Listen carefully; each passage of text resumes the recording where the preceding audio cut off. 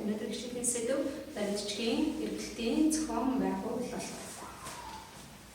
Өнөөдрийн хичээлийн сэдвийн зорилго явуулах баримтчигт ажиллах ажлыг зохион байгуулах арга зүйг эзэмшүүлэхэд оршино.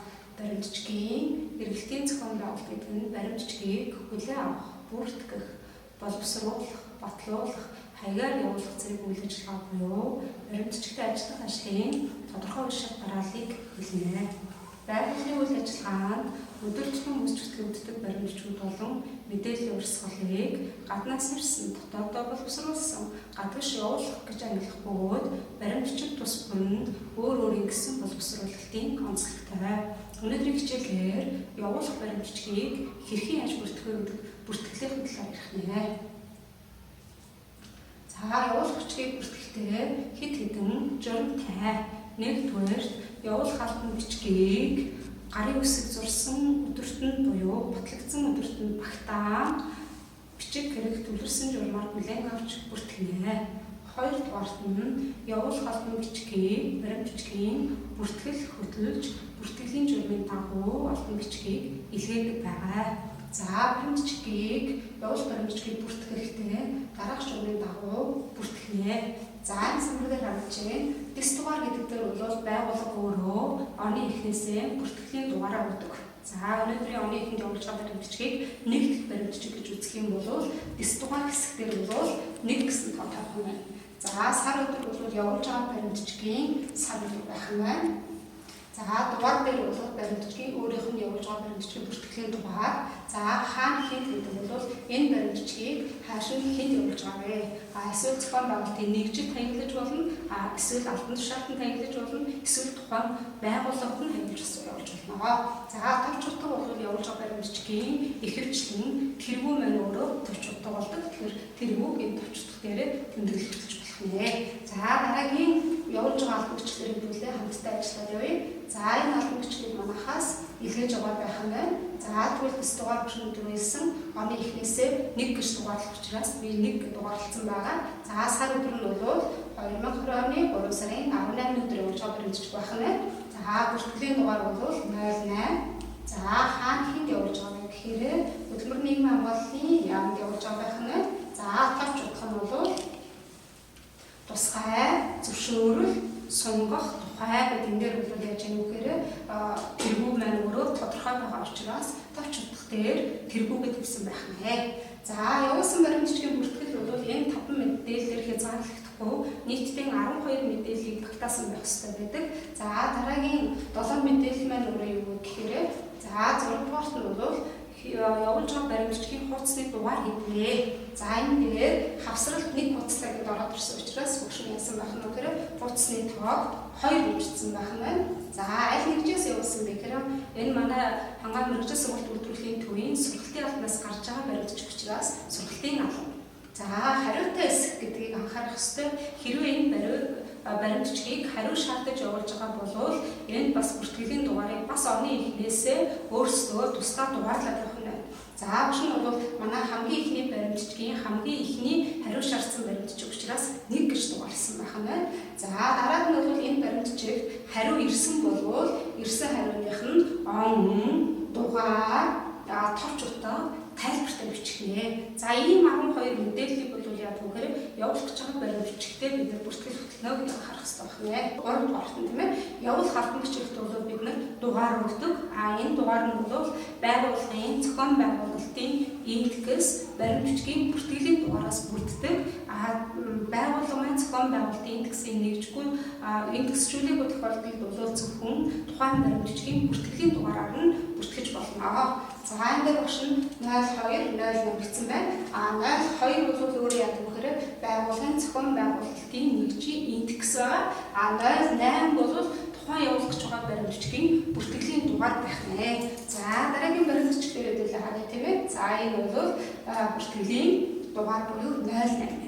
За энэ бүртгэлийн дугаарыг бид нар анзаарахдаа хэвлэмэл хуудсанд заасан тэмдэглэгээ нь багтаа бичнэ гэж байгаа. За заасан тэмдэглэгээ бол ихэвчлэн хэвлэмэл хуудсан дээр доогуур зураас явдаг. За энэ дээр бид нар гараар хөх юм уу хар өнгийн бэхээр гараар бичнэ гэж анхаарах нэ. За дөрөвдүгээрт нь Явуулах гэж байгаа албан бичгийг бол мэдээлэл бүртгэлийн санд заавал оруулдаг.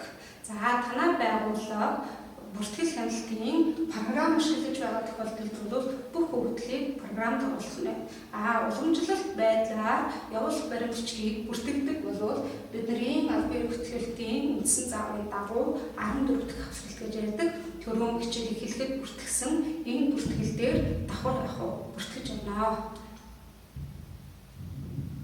За бүртгэл хяналтын картыг бол зөвхөн ирсэн баримтчигтэр хариу шаарч чадах тохиолдолд ашиглана гэж ойлгохгүй байна.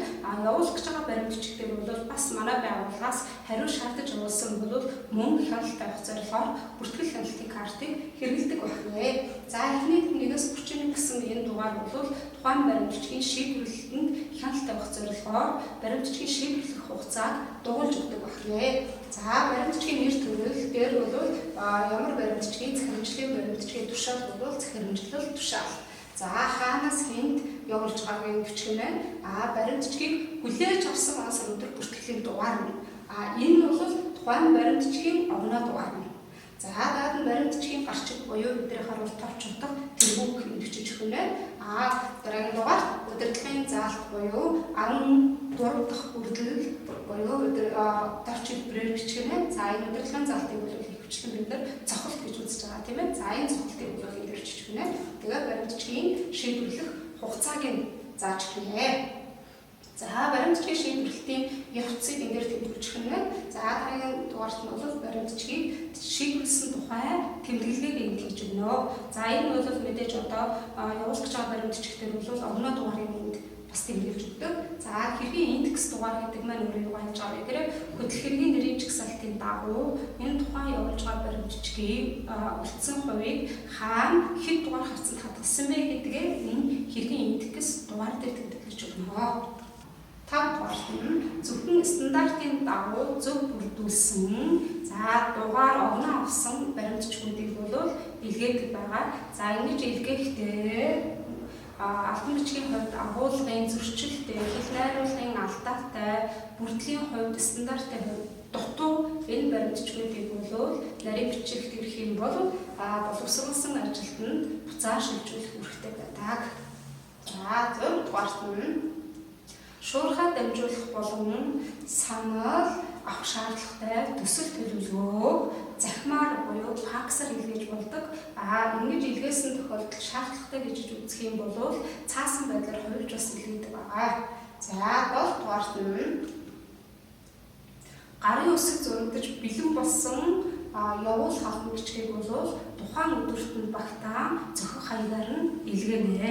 Тэгэхээр энэ бол өнөөдөр одоо юу гэдгийг 2 сарын 25 гарын үсэг зурлаа гэж бодоход тэр өдөртөө багтаага зохих хаягаар нь илгээнэ гэж ойлгох юм байна, тийм ээ. За 8 дугаарт нь бүртгэлийн дугаар авагдсан энэ баримтчгийн 1% гадагш шилжээж үлдсэн 1% бол байгууллагатаа хөдөл хэргийн нэрийн жагсаалтын дагуу хавц хэрэгтэй хадгалнаа. За баримтчгийг хүлээж авч байгаа бичиг гэхийн ажилтан бол тухайн баримтчгийг дарааллын дагуу бүртгэж хяналт тавих үүрэг хүлээдэг. За тэгвэл нэгдүгээрт нь бол тухайн баримтчгийг шалгах нь. За шалгана гэдэг бол он сар өдөр бүртгэлийн дугаар номер авч буюу дотор ийш тийш илгээх гэж байгаа хаягийн зөв эсрэг талаарх шалгалт хийх нь. За ингэсний дараа бол тухайн баримтчгийг бүртгэлийн дэвтэртээ бүртгэх нь байна. Програм дээр ажилладаг бол програм дээр бусад өгөгдлүүдийг оруулах нь байна. За ингэсний дараа 3 дугаарт нь тухайн баримтчгуудыг ангилан ялгалт хийх нь байна. За ангилсан ялгалт хийсэн баримтчгуудээ тогтоолох нь байна. Тогтоосны дараа тухайн баримтчгуудыг хаяглана. За хаягсны дараа тухайн баримтчгуудыг хаягаар нь гадагш нь илгээнэ гэсэн ийм дараалалтай бүртгэл хийгнэ. За ингэж тогтоолохдоо бид нэр тухайн баримтчгийн хаягийг нь бүртгэлийг нь за дээрэс нь хавсралт байгаа эсхийг нь хэрвээ хавсралттай бол хавсралт гүйцэтгэсгийг нь шалгаж бүртгэнэ. За ингээд өнөөдөр хичээлд анхаарал тавьсан танд баярлалаа.